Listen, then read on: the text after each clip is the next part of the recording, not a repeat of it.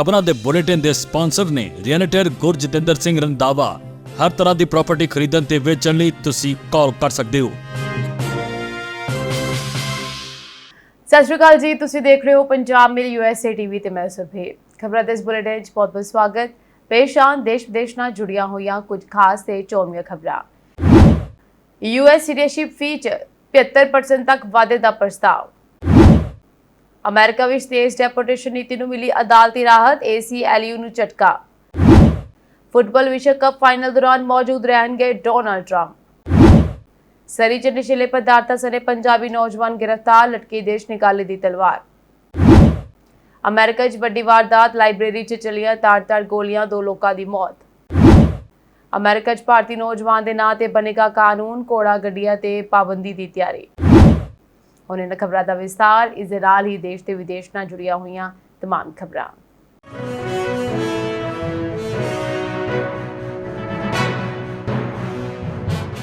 ਜੇਕਰ ਤੁਸੀਂ ਵੀ ਅਮਰੀਕਾ ਵਿੱਚ ਸੈਟਲ ਹੋਣ ਅਤੇ ਉੱਥੋਂ ਦੀ ਸਿਟੀਜ਼ਨਸ਼ਿਪ ਲੈਣ ਦਾ ਸੁਪਨਾ ਦੇਖ ਰਹੇ ਹੋ ਤਾਂ ਹੁਣ ਤੁਹਾਡੀ ਜੇਬ ਤੇ ਬਹੁਤ ਵੱਡਾ ਬੋਝ ਪੈਣ ਵਾਲਾ ਹੈ। ਟਰੰਪ ਪ੍ਰਸ਼ਾਸਨ ਨੇ ਅਮਰੀਕੀ ਨਾਗਰਿਕਤਾ ਪ੍ਰਾਪਤ ਕਰਨ ਦੇ ਪੂਰੇ ਪ੍ਰੋਸੈਸ ਨੂੰ ਕਾਫੀ ਮਹਿੰਗਾ ਕਰਨ ਦੀ ਤਿਆਰੀ ਕਰ ਲਈ ਹੈ। ਅਮਰੀਕੀ ਗ੍ਰਹਿ ਸੁਰੱਖਿਆ ਵਿਭਾਗ ਨੇ ਨੈਚੁਰਲਾਈਜੇਸ਼ਨ यानी नागरिकता ਲਈ अर्जी फीस ਵਿੱਚ ਲਗਭਗ 75% ਦੇ ਭਾਰੀ ਵਾਧੇ ਦਾ ਇੱਕ ਨਵਾਂ ਪ੍ਰਸਤਾਵ ਪੇਸ਼ ਕੀਤਾ ਹੈ। ਇਸ ਤੋਂ ਵੀ ਵੱਡਾ ਝਟਕਾ ਇਹ ਹੈ ਕਿ ਘੱਟ ਆਮਦਨ ਵਾਲੇ ਬਿਨੇਕਾਰਾਂ ਨੂੰ ਮਿਲਣ ਵਾਲੀ ਫੀਸ ਮਾਫੀ ਅਤੇ ਹੋਰ ਛੋਟਾਂ ਨੂੰ ਵੀ ਪੂਰੀ ਤਰ੍ਹਾਂ ਖਤਮ ਕੀਤਾ ਜਾ ਰਿਹਾ ਹੈ। ਮੰਨਿਆ ਜਾ ਰਿਹਾ ਹੈ ਕਿ ਅਮਰੀਕੀ ਸਰਕਾਰ ਦੇ ਇਸ ਕਦਮ ਦਾ ਸਭ ਤੋਂ ਵੱਧ ਨੈਗੇਟਿਵ ਅਸਰ ਉੱਥੇ ਰਹਿ ਰਹੇ ਭਾਰਤੀ ਮੂਲ ਦੇ ਗ੍ਰੀਨ ਕਾਰਡ ਹੋਲਡਰਾਂ ਤੇ ਪਵੇਗਾ। ਅਮਰੀਕੀ ਨਾਗਰਿਕਤਾ ਤੇ ਇਮੀਗ੍ਰੇਸ਼ਨ ਸੇਵਾਵਾਂ ਵੱਲੋਂ ਜਾਰੀ ਕੀਤੇ ਗਏ ਨਵੇਂ ਡਰਾਫਟ ਟੂਲ ਦੇ ਮੁਤਾਬਕ ਫਾਰਮ N400 यानी कि नागरिकता अर्जी की फीस पेपर वर्क यानी कागजी एप्लीकेशन के लिए $760 तो सीधी वधा के $1330 करने की योजना है। उत्थे जेकर कोई ऑनलाइन अप्लाई करता है तो उसकी फीस भी $710 तो वध के $1280 हो जाएगी। इस दे नाल ही जेकर किसी की नागरिकता अर्जी रिजैक्ट हो जाती है और उसकी रिव्यू पटीशन दायर करता है तो फार्म N336 की फीस $830 तो वध के $1475 ਕਰਨ ਦਾ ਪ੍ਰਸਤਾਵ ਹੈ, ਜਿਸ ਵਿੱਚ ਲਗਭਗ 78% ਦਾ ਰਿਕਾਰਡ ਤੋੜ ਵਾਧਾ ਦੇਖਣ ਨੂੰ ਮਿਲੇਗਾ। ਇਸ ਨਵੇਂ ਪ੍ਰਸਤਾਵ ਵਿੱਚ ਸਭ ਤੋਂ ਮਾਰੂ-ਮਾਰ ਗਰੀਬ ਅਤੇ ਮੱਧ ਵਰਗ ਦੇ ਲੋਕਾਂ ਤੇ ਪੈਣ ਵਾਲੀ ਹੈ, ਕਿਉਂਕਿ ਇਹ ਨਵਾਂ ਨਿਯਮ ਉਹਨਾਂ ਬਿਨੇਕਾਰਾਂ ਲਈ ਫੀਸ ਮਾਫੀ ਦੇ ਸਾਰੇ ਰਾਹ ਬੰਦ ਕਰ ਦੇਵੇਗਾ ਜਿਨ੍ਹਾਂ ਦੇ ਪਰਿਵਾਰ ਦੀ ਸਾਲਾਨਾ ਇਨਕਮ ਫੈਡਰਲ ਪੋਵਰਟੀ ਲਾइन तो घट है यानी कि 400% ਜਾਂ ਉਸ ਤੋਂ ਘੱਟ ਹੈ। फिलहाल मिलने वाले सारे डिस्काउंट ऑप्शंस भी खत्म कर दिए जाएंगे। हालांकि अमरीकी फौज के मैंबरों को यह छोटा पहला वांग ही मिलदियां रहणगियां। अमरीकी अधिकारियों ने साफ शब्दों में कहा है कि DHS का मनना है कि नागरिकता अर्जियां दियां घट फीसा का खमियाजा दूजियां इमीग्रेशन सर्विसिज नूं नहीं भुगतना चाहिए। राहत की गल यह है कि अमरीकी रखिया विभाग द्वारा प्रस्तावित यह नवा नियम अजे इंस्टेंटली लागू नहीं किया गया। विभाग ने इसनूं फिलहाल सिर्फ एक प्रस्ताव के रूप में पबलिश किया है, जिससे पब्लिक फीडबैक लई 60 दिनों का समा दिता गया है। इस 60 दिनों के टाइम पीरियड दौरान कोई भी आम नागरिक या ऑर्गेनाइजेशनस अपने सुझाव और इतराज़ दर्ज करवा सकते हैं। सारियां टिप्पणियां ते डूंघाई नाल विचार करन तो बाद ही फाइनल नियम लागू होवेगा।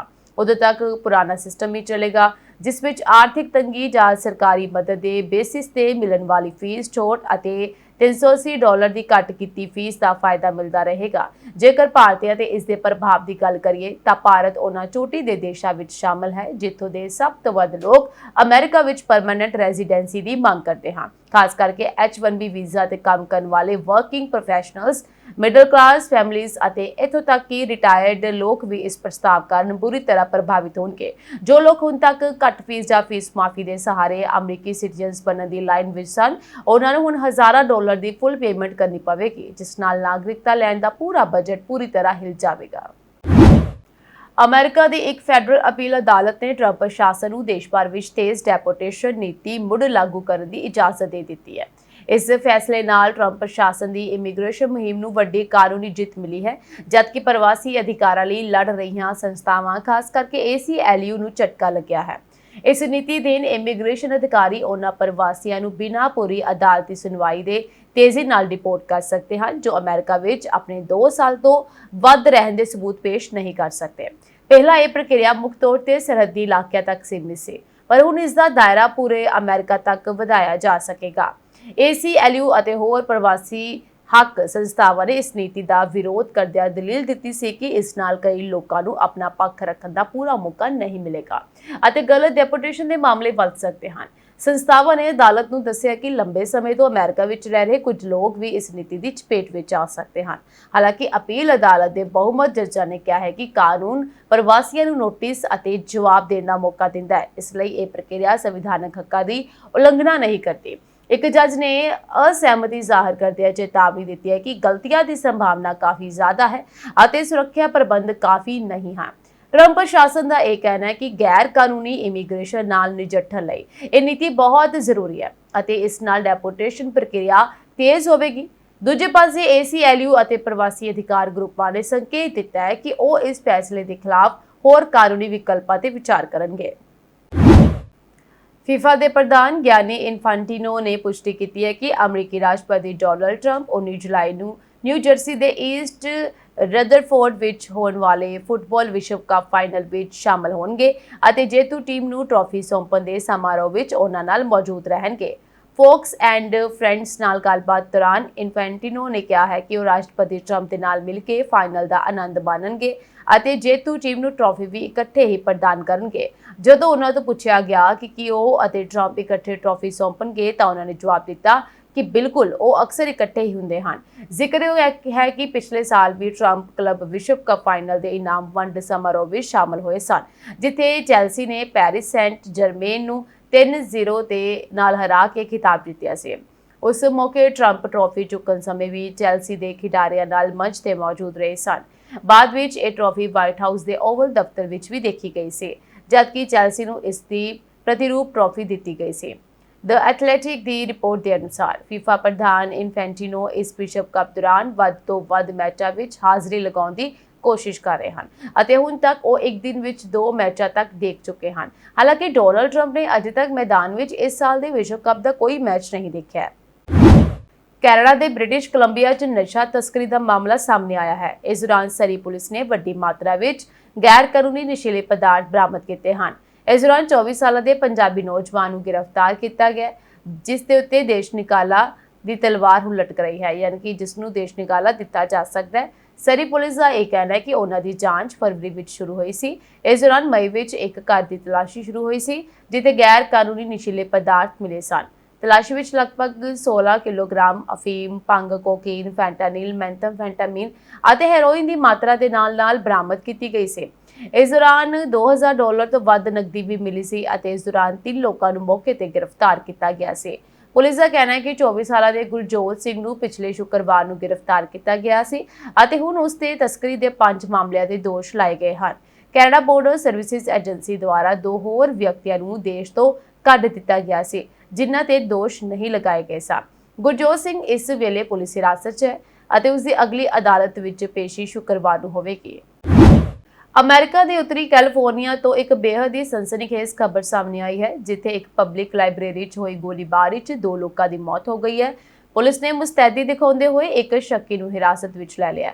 ਸ਼ਹਿਰ ਦੇ ਪੁਲਿਸ ਚੀਫ ਬਿਲੀ ਨੇ ਜਾਣਕਾਰੀ ਦਿੰਦਿਆਂ ਦੱਸਿਆ ਕਿ ਇਹ ਘਟਨਾ ਸੋਮਵਾਰ ਸ਼ਾਮ 5 ਵਜੇ ਤੋਂ ਬਾਅਦ ਵਾਪਰੀ ਹੈ।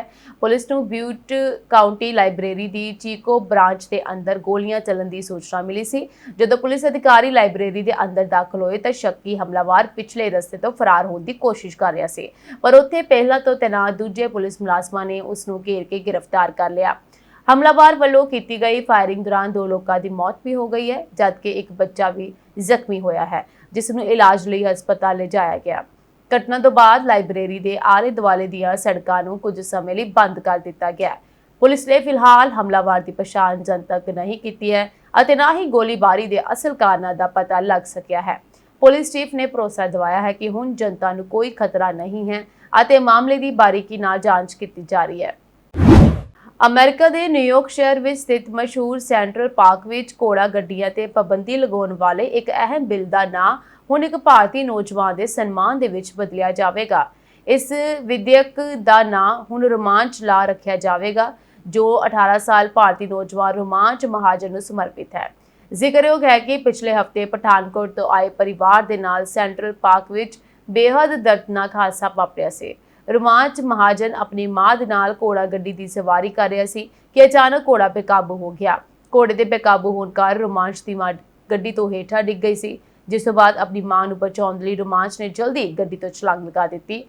ਸੋ ਚਲਦੀ ਗੱਡੀ ਤੋਂ ਛਲਾਂਗ ਲਗਾਉਂਦੇ ਸਾਰੀ ਉਹ ਗੰਭੀਰ ਰੂਪ ਵਿੱਚ ਜ਼ਖਮੀ ਹੋ ਗਿਆ ਅਤੇ ਬੁੱਧਵਾਰ ਨੂੰ ਉਸ ਦੀ ਮੌਤ ਹੋ ਗਈ। ਹਾਦਸੇ ਵਿੱਚ ਰੋਮਾਂਚ ਦੀ ਮਾਂ ਨੂੰ ਮਾਮੂਲੀ ਸੱਟਾਂ ਆਈਆਂ ਸਨ। ਨਿਊਯਾਰਕ ਸਿਟੀ ਕੌਂਸਲ ਦੇ ਮੈਂਬਰ ਕ੍ਰਿਸਟੋਫਰ ਮਾਰਟਿਨ ਨੇ ਸੋਮਵਾਰ ਨੂੰ ਸੈਂਟਰਲ ਪਾਰਕ ਵਿੱਚ ਆਯੋਜਿਤ ਇੱਕ ਸ਼ਰਧਾਂਜਲੀ ਸਭਾ ਦੌਰਾਨ ਇਸ ਫੈਸਲੇ ਦਾ ਐਲਾਨ ਕੀਤਾ। ਮਾਰਟਿਨ ਨੇ ਦੱਸਿਆ ਕਿ ਉਹਨਾਂ ਨੇ ਪਹਿਲਾਂ ਇਸ ਬਿੱਲ ਦਾ ਨਾਮ ਰਾਈਡਰਸ ਲਾ ਰੱਖਿਆ ਸੀ।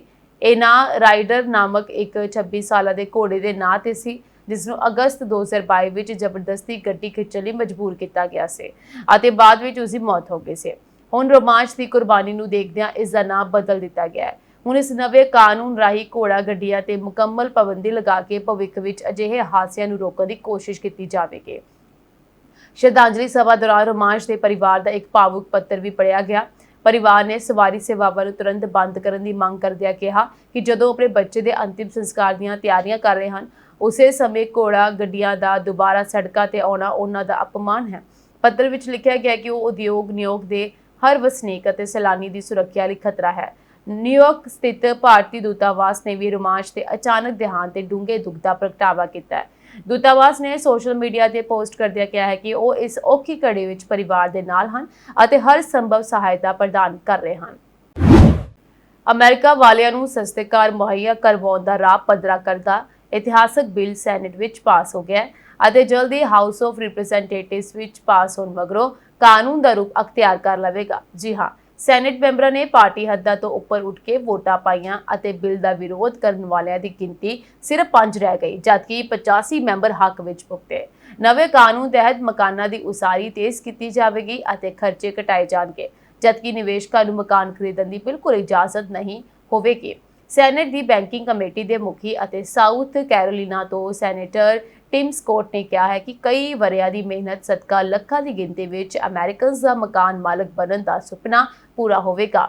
ਦੂਜੇ ਪਾਸੇ ਡੈਮੋਕ੍ਰੈਟਿਕ ਪਾਰਟੀ ਦੀ ਸੈਨੇਟਰ ਅਤੇ ਬੈਂਕਿੰਗ ਕਮੇਟੀ ਦੀ ਮੈਂਬਰ ਐਲਿਜ਼ਾਬੈਥ ਵਾਰਨ ਨੇ ਦੱਸਿਆ ਕਿ ਬਿੱਲ ਵਿੱਚ 45 ਤੋਂ ਵੱਧ ਤਜਵੀਜ਼ਾਂ ਸ਼ਾਮਲ ਹਨ, ਜਿਨ੍ਹਾਂ ਰਾਹੀਂ ਮਕਾਨ ਖਰੀਦਣ ਦੇ ਰਾਹ ਵਿੱਚ ਆਉਂਦੇ ਕਈ ਅੜਿੱਕੇ ਖਤਮ ਹੋ ਜਾਣਗੇ ਅਤੇ ਸਸਤੀਆਂ ਦਰਾਂ ਤੇ ਮਕਾਨ ਮਿਲਣਗੇ। ਹੁਣ ਕਿਸੇ ਨਿਵੇਸ਼ਕ ਵਾਸਤੇ ਮਕਾਨਾਂ ਦੀ ਉਸਾਰੀ ਨਹੀਂ ਹੋਵੇਗੀ, ਸਗੋਂ ਪਰਿਵਾਰਾਂ ਵਾਸਤੇ ਮਕਾਨ ਉਸਾਰੇ ਜਾਣਗੇ।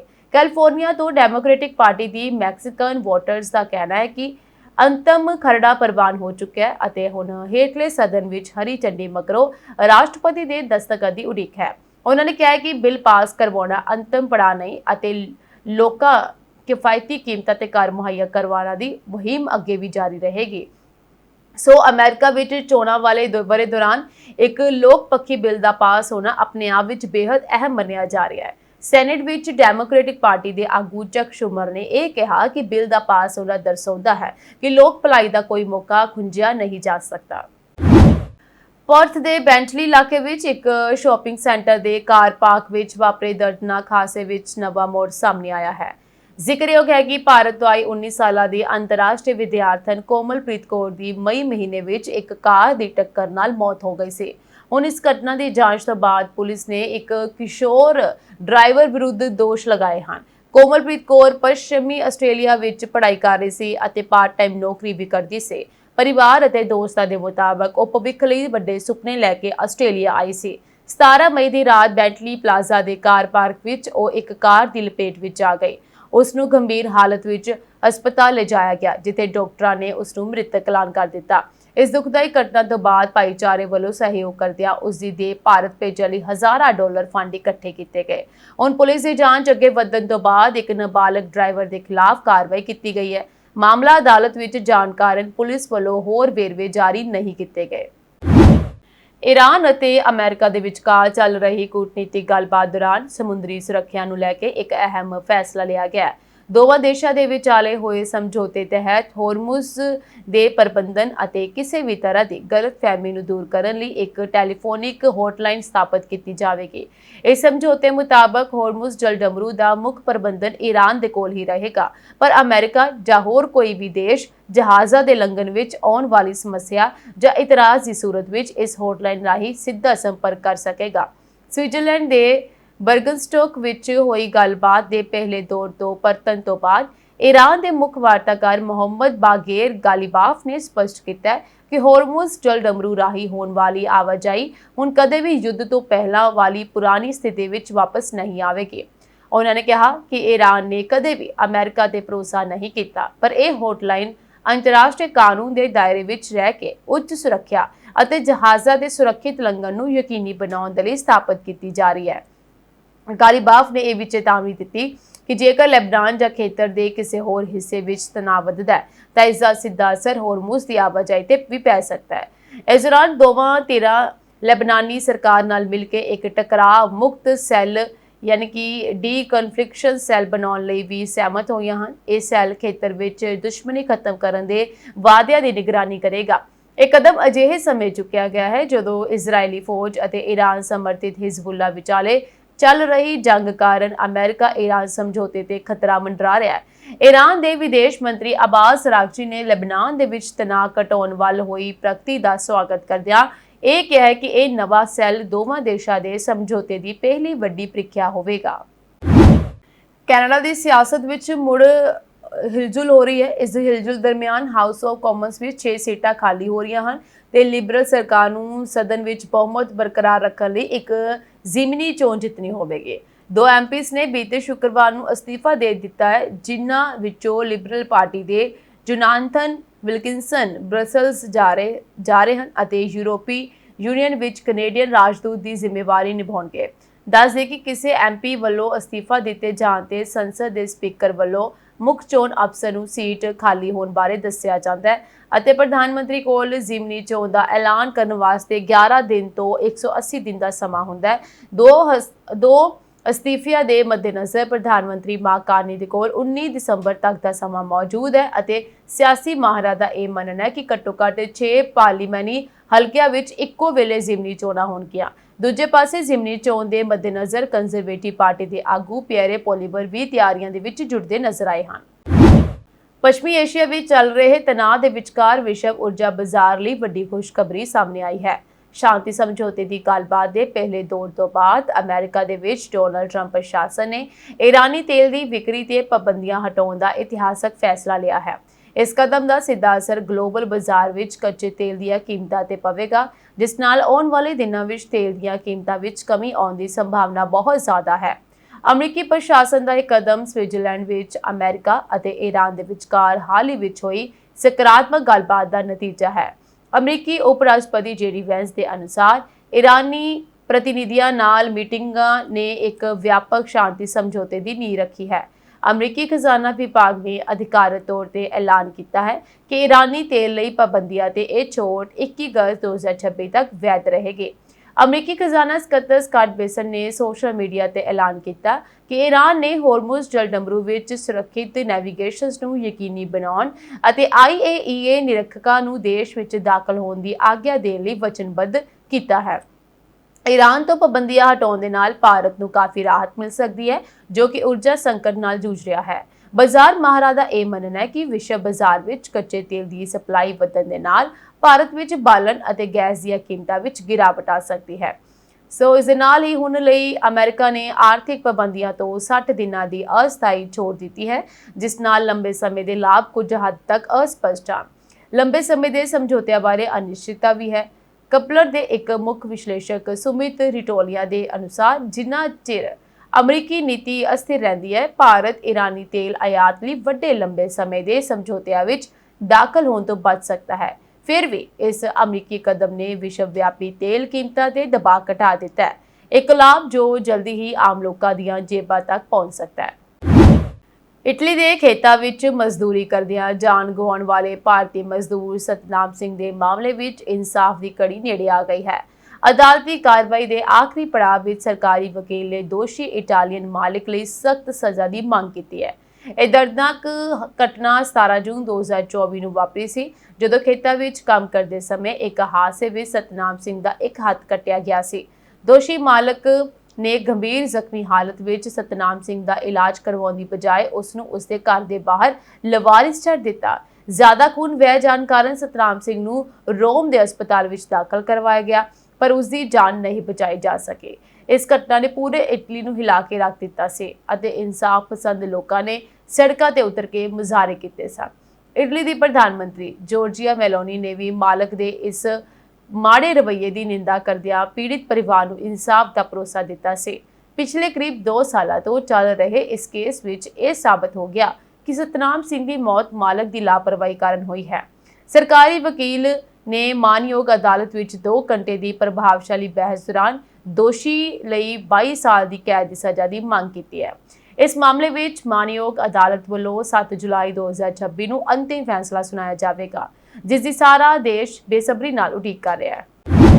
ਐਲਨ ਮਸਕ ਦੀ ਪੁਲਾੜ ਅਤੇ artificial intelligence company SpaceX ਦੇ ਸ਼ੇਅਰਾਂ ਦੇ ਵਿੱਚ ਵੱਡੀ ਗਿਰਾਵਟ ਦਰਜ ਕੀਤੀ ਗਈ ਹੈ। ਕੰਪਨੀ ਦੇ ਸ਼ੇਅਰਸ ਦੀ ਕੀਮਤ $150 ਤੋਂ ਹੇਠ ਆ ਗਈ ਹੈ, ਜੋ ਕਿ ਲਗਭਗ 2 ਹਫ਼ਤੇ ਪਹਿਲਾਂ ਹੋਈ ਇਸ ਦੀ ਸ਼ੁਰੂਆਤੀ ਵਪਾਰਕ ਕੀਮਤ ਸੀ। ਇਸ ਗਿਰਾਵਟ ਕਾਰਨ ਕੰਪਨੀ ਦੀ ਕੁੱਲ ਮਾਰਕੀਟ ਵੈਲਿਊ ਵੀ $2 ਟ੍ਰਿਲੀਅਨ ਤੋਂ ਹੇਠਾਂ ਚਲੀ ਗਈ ਹੈ। ਸਪੇਸ ਐਕਸ ਲਈ ਇਹ ਲਗਾਤਾਰ ਚੌਥਾ ਦਿਨ ਸੀ ਜਦੋਂ ਸ਼ੇਅਰਸ ਵਿੱਚ ਗਿਰਾਵਟ ਦੇਖਣ ਨੂੰ ਮਿਲੀ। ਸੋਮਵਾਰ ਨੂੰ ਕੰਪਨੀ ਨੂੰ $400 ਬਿਲੀਅਨ ਦਾ ਵੱਡਾ ਨੁਕਸਾਨ ਹੋਇਆ, ਜਦੋਂ ਇਸ ਦੇ ਸ਼ੇਅਰ ਇੱਕੋ ਦਿਨ ਵਿੱਚ 16% ਤੱਕ ਡਿੱਗ ਗਏ। ਇਸ ਤੋਂ ਪਹਿਲਾਂ ਵੀ 2 ਦਿਨਾਂ ਦੌਰਾਨ ਸ਼ੇਅਰਾਂ ਦੇ ਵਿੱਚ 3.6% ਤੋਂ 5% ਦੀ ਕਮੀ ਆਈ ਸੀ। 12 ਜੂਨ ਨੂੰ ਹੋਏ ਰਿਕਾਰਡ ਤੋੜ IPO ਤੋਂ ਬਾਅਦ ਸਪੇਸਐਕਸ ਨੇ ਮਾਰਕੀਟ ਕੈਪ ਦੇ ਮਾਮਲੇ ਵਿੱਚ ਐਮਾਜ਼ਨ ਅਤੇ ਮਾਈਕਰੋਸਾਫਟ ਵਰਗੀਆਂ ਵੱਡੀਆਂ ਕੰਪਨੀਆਂ ਨੂੰ ਵੀ ਪਿੱਛੇ ਛੱਡ ਦਿੱਤਾ ਸੀ, ਪਰ ਨਿਵੇਸ਼ਕਾਂ ਦੇ ਬਦਲੇ ਰੁਝਾਨ ਕਾਰਨ ਹੁਣ ਕੀਮਤਾਂ ਫਿਰ ਤੋਂ ਹੇਠ ਆ ਗਈਆਂ ਹਨ। ਗਿਰਾਵਟ ਦੇ ਬਾਵਜੂਦ ਕੰਪਨੀ ਨੇ ਖੁਲਾਸਾ ਕੀਤਾ ਹੈ ਕਿ 19 ਜੂਨ ਤੱਕ ਉਸ ਕੋਲ $100.8 ਬਿਲੀਅਨ ਦੀ ਨਕਦੀ ਮੌਜੂਦ ਸੀ। ਇਸ ਦੇ ਨਾਲ ਹੀ ਸਪੇਸਐਕਸ ਨੇ open source AI startup reflection ਦੇ ਨਾਲ ਇੱਕ ਵੱਡਾ ਸਮਝੌਤਾ ਕੀਤਾ ਹੈ, ਜਿਸ ਤਹਿਤ ਸਟਾਰਟਅਪ ਨੂੰ ਮਸਕ ਦੇ ਕੋਲੋਸਸ ਬੁਨਿਆਦੀ ਢਾਂਚੇ ਤੱਕ ਪਹੁੰਚ ਮਿਲੇਗੀ। ਸ਼ੁਰੂਆਤੀ ਦੌਰ ਵਿੱਚ ਸਪੇਸਐਕਸ ਦੇ ਸ਼ੇਅਰਸ ਵਿੱਚ 50% ਤੋਂ ਵੱਧ ਦਾ ਉਛਾਲ ਆਇਆ ਸੀ, ਜਿਸ ਨਾਲ ਨਿਵੇਸ਼ਕਾਂ ਵਿੱਚ ਕਾਫੀ ਉਤਸ਼ਾਹ ਸੀ। ਹਾਲਾਂਕਿ ਪਿਛਲੇ ਹਫ਼ਤੇ ਦੇ ਅੰਤ ਤੱਕ ਆਈ ਇਸ ਗਿਰਾਵਟ ਨੇ ਆਮ ਨਿਵੇਸ਼ਕਾਂ ਦਾ ਲਗਭਗ ਸਾਰਾ ਮੁਨਾਫਾ ਖਤਮ ਕਰ ਦਿੱਤਾ ਹੈ। ਮਾਹਰਾਂ ਦੇ ਅਨੁਸਾਰ ਬਾਜ਼ਾਰ ਵਿੱਚ ਆਈ ਇਹ ਅਸਥਿਰਤਾ IPO ਤੋਂ ਬਾਅਦ ਦੇ ਉਤਾਰ ਚੜ੍ਹਾਅ ਦਾ ਹਿੱਸਾ ਹੈ। ਦੇਸ਼ ਦੇ ਲੋਕਾਂ ਲਈ ਰਾਹਤ ਭਰੀ ਖਬਰ ਸਾਹਮਣੇ ਆ ਰਹੀ ਹੈ। ਆਉਣ ਵਾਲੇ ਦਿਨਾਂ ਵਿੱਚ ਪੈਟਰੋਲ ਅਤੇ ਡੀਜ਼ਲ ਦੀਆਂ ਕੀਮਤਾਂ ਵਿੱਚ ਕਮੀ ਆ ਸਕਦੀ ਹੈ। ਇਸ ਦੀ ਵਜ੍ਹਾ ਅੰਤਰਰਾਸ਼ਟਰੀ ਬਾਜ਼ਾਰ ਵਿੱਚ ਕੱਚੇ ਤੇਲ ਦੀਆਂ ਕੀਮਤਾਂ ਵਿੱਚ ਆਈ ਗਿਰਾਵਟ ਨੂੰ ਮੰਨਿਆ ਜਾ ਰਿਹਾ ਹੈ। ਅਮਰੀਕਾ ਤੇ ਈਰਾਨ ਦੇ ਵਿਚਾਲੇ ਤਣਾਅ ਘਟਣ ਅਤੇ ਤੇਲ ਸਪਲਾਈ ਸੰਬੰਧੀ ਪਾਬੰਦੀਆਂ ਦੇ ਵਿੱਚ ਢਿੱਲ ਆਉਣ ਤੋਂ ਬਾਅਦ ਦੁਨੀਆ ਭਰ ਦੇ ਤੇਲ ਬਾਜ਼ਾਰ ਵਿੱਚ ਸਕਾਰਾਤਮਕ ਮਾਹੌਲ ਬਣਿਆ ਹੋਇਆ ਹੈ। ਦਰਅਸਲ ਅਮਰੀਕਾ ਨੇ ਹੁਣ ਈਰਾਨ ਦਾ ਤੇਲ ਖਰੀਦਣ ਉੱਤੇ ਲਾਈ ਪਾਬੰਦੀ ਹਟਾ ਦਿੱਤੀ ਹੈ। ਮਾਹਰਾਂ ਦਾ ਇਹ ਕਹਿਣਾ ਹੈ ਕਿ ਜਦੋਂ ਵਿਸ਼ਵ ਬਾਜ਼ਾਰ ਵਿੱਚ ਕੱਚਾ ਤੇਲ ਸਸਤਾ ਹੁੰਦਾ ਹੈ ਤਾਂ ਤੇਲ ਆਯਾਤ ਕਰਨ ਵਾਲੇ ਦੇਸ਼ਾਂ ਨੂੰ ਇਸ ਦਾ ਸਿੱਧਾ ਫਾਇਦਾ ਮਿਲਦਾ ਹੈ। ਭਾਰਤ ਆਪਣੀ ਲੋੜ ਦਾ ਵੱਡਾ ਹਿੱਸਾ ਵਿਦੇਸ਼ਾਂ ਤੋਂ ਖਰੀਦਦਾ ਹੈ, ਇਸ ਲਈ ਕੱਚੇ ਤੇਲ ਦੀਆਂ ਘੱਟ ਕੀਮਤਾਂ ਬਾਹਰ ਭਾਰਤ ਦੇ ਆਯਾਤ ਬਿੱਲ ਨੂੰ ਘਟਾ ਸਕਦੀਆਂ ਹਨ। ਹਾਲ ਹੀ ਵਿੱਚ ਪੱਛਮੀ ਏਸ਼ੀਆ ਵਿੱਚ ਚੱਲ ਰਹੇ ਤਣਾਅ ਕਾਰਨ ਕੱਚੇ ਤੇਲ ਦੀਆਂ ਕੀਮਤਾਂ ਵਿੱਚ ਤੇਜ਼ ਉਛਾਲ ਆ ਗਿਆ ਸੀ। ਉਸ ਸਮੇਂ ਇਹ ਚਿੰਤਾ ਜਤਾਈ ਜਾ ਰਹੀ ਸੀ ਕਿ ਜੇਕਰ ਤੇਲ ਦੀ ਸਪਲਾਈ ਪ੍ਰਭਾਵਿਤ ਹੋਈ ਤਾਂ ਪੈਟਰੋਲ ਅਤੇ ਡੀਜ਼ਲ ਹੋਰ ਮਹਿੰਗੇ ਹੋ ਸਕਦੇ ਹਨ, ਪਰ ਹੁਣ ਹਾਲਾਤ ਕੁਝ ਹੱਦ ਤੱਕ ਸੁਧਰਦੇ ਨਜ਼ਰ ਆ ਰਹੇ ਹਨ। ਅਮਰੀਕਾ ਤੇ ਈਰਾਨ ਵਿਚਾਲੇ ਹੋਏ ਸਮਝੌਤੇ ਤੋਂ ਬਾਅਦ ਬਾਜ਼ਾਰ ਵਿੱਚ ਇਹ ਭਰੋਸਾ ਬਣਿਆ ਹੋਇਆ ਹੈ ਕਿ ਤੇਲ ਦੀ ਸਪਲਾਈ ਮੁੜ ਆਮ ਹੋ ਸਕਦੀ ਹੈ। ਤੇਲ ਬਾਜ਼ਾਰ ਦੇ ਵਿਸ਼ਲੇਸ਼ਕਾਂ ਦੇ ਅਨੁਸਾਰ ਸਮਝੌਤੇ ਤੋਂ ਬਾਅਦ ਬ੍ਰੈਂਟ ਕਰੂਡ ਦੀ ਕੀਮਤ ਵਿੱਚ ਗਿਰਾਵਟ ਦਰਜ ਕੀਤੀ ਗਈ ਹੈ। ਨਿਵੇਸ਼ਕਾਂ ਨੂੰ ਉਮੀਦ ਹੈ ਕਿ ਈਰਾਨੀ ਤੇਲ ਮੁੜ ਵੱਡੀ ਮਾਤਰਾ ਵਿੱਚ ਵਿਸ਼ਵ ਬਾਜ਼ਾਰ ਵਿੱਚ ਆਵੇਗਾ, ਜਿਸ ਨਾਲ ਸਪਲਾਈ ਵਧੇਗੀ ਅਤੇ ਕੀਮਤਾਂ ਉੱਤੇ ਦਬਾਅ ਘਟੇਗਾ। ਭਾਰਤ ਦੇ ਪੈਟਰੋਲੀਅਮ ਅਤੇ ਕੁਦਰਤੀ ਗੈਸ ਮੰਤਰੀ ਹਰਦੀਪ ਸਿੰਘ ਪੁਰੀ ਨੇ ਵੀ ਸੰਕੇਤ ਦਿੱਤੇ ਹਨ ਕਿ ਜੇਕਰ ਸਸਤਾ ਕੱਚਾ ਤੇਲ ਭਾਰਤੀ ਰਿਫਾਈਨਰੀ ਤੱਕ ਪਹੁੰਚਦਾ ਹੈ ਤਾਂ ਇਸ ਦਾ ਲਾਭ ਖਪਤਕਾਰਾਂ ਨੂੰ ਮਿਲ ਸਕਦਾ ਹੈ।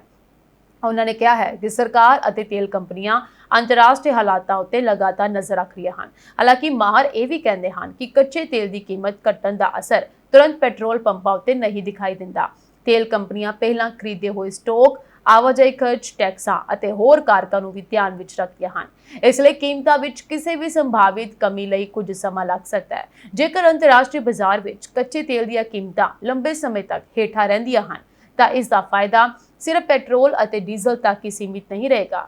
ਆਵਾਜਾਈ ਖਰਚ ਘਟਣ ਨਾਲ ਕਈ ਹੋਰ ਵਸਤਾਂ ਅਤੇ ਸੇਵਾਵਾਂ ਦੀਆਂ ਕੀਮਤਾਂ ਉੱਤੇ ਵੀ ਸਕਾਰਾਤਮਕ ਅਸਰ ਪੈ ਸਕਦਾ ਹੈ। ਇਸ ਨਾਲ ਮਹਿੰਗਾਈ ਨੂੰ ਕਾਬੂ ਕਰਨ ਵਿੱਚ ਵੀ ਮਦਦ ਮਿਲ ਸਕਦੀ ਹੈ। ਫਿਲਹਾਲ ਦੇਸ਼ ਭਰ ਦੇ ਖਪਤਕਾਰਾਂ ਦੀ ਨਜ਼ਰ ਤੇਲ ਕੰਪਨੀਆਂ ਅਤੇ ਸਰਕਾਰ ਦੇ ਅਗਲੇ ਫੈਸਲਿਆਂ ਉੱਤੇ ਟਿਕੀ ਹੋਈ ਹੈ। ਜੇਕਰ ਵਿਸ਼ਵ ਬਾਜ਼ਾਰ ਵਿੱਚ ਇਹ ਗਿਰਾਵਟ ਜਾਰੀ ਰਹਿੰਦੀ ਹੈ ਤਾਂ ਆਉਣ ਵਾਲੇ ਹਫ਼ਤਿਆਂ ਵਿੱਚ ਪੈਟਰੋਲ ਅਤੇ ਡੀਜ਼ਲ ਦੀਆਂ ਕੀਮਤਾਂ ਵਿੱਚ ਰਾਹਤ ਮਿਲਣ ਦੀ ਸੰਭਾਵਨਾ ਹੋਰ ਮਜ਼ਬੂਤ ਹੋ ਸਕਦੀ ਹੈ। ਇਹ ਸਾਂਝੀ ਦੇਸ਼ ਤੇ ਵਿਦੇਸ਼ ਨਾਲ ਜੁੜੀਆਂ ਹੋਈਆਂ ਕੁਝ ਖਾਸ ਤੇ ਜੋਬੀਆਂ ਖਬਰਾਂ। ਹੋਰ ਅਪਡੇਟਸ ਨਾਲ ਜੁੜੇ ਰਹਿਣ ਦੇ ਲਈ ਤੁਸੀਂ ਬਨੇ ਰਹੋ ਪੰਜਾਬ ਮੇਲ USA TV ਦੇ ਨਾਲ। IPTV ਬਾਕਸ ਤੋਂ ਇਲਾਵਾ ਤੁਸੀਂ ਸਾਨੂੰ ਸਾਰੇ ਸੋਸ਼ਲ ਮੀਡੀਆ ਪਲੇਟਫਾਰਮ ਜਿਵੇਂ Facebook, TikTok, Instagram, YouTube ਤੇ ਸਬਸਕ੍ਰਾਈਬ ਤੇ ਫੋਲੋ ਕਰ ਸਕਦੇ ਹੋ ਤਾਂ ਜੋ ਤਾਜ਼ਾ ਅਪਡੇਟ ਤੇ ਖਾਸ ਪ੍ਰੋਗਰਾਮ ਜਿਹੜੇ ਨੇ ਤੁਹਾਨੂੰ ਸਭ ਤੋਂ ਪਹਿਲਾਂ ਮਿਲ ਸਕਣ। ਫਿਲਹਾਲ ਅੱਜ ਦੇ ਬੁਲੇਟਿਨ ਦੇ ਵਿੱਚ ਇੰਨਾ ਹੀ। ਮੈਨੂੰ ਦਿਓ ਇਜਾਜ਼ਤ। ਤੁਹਾਡਾ ਸਭ ਦਾ ਬਹੁਤ ਬਹੁਤ ਧੰਨਵਾਦ।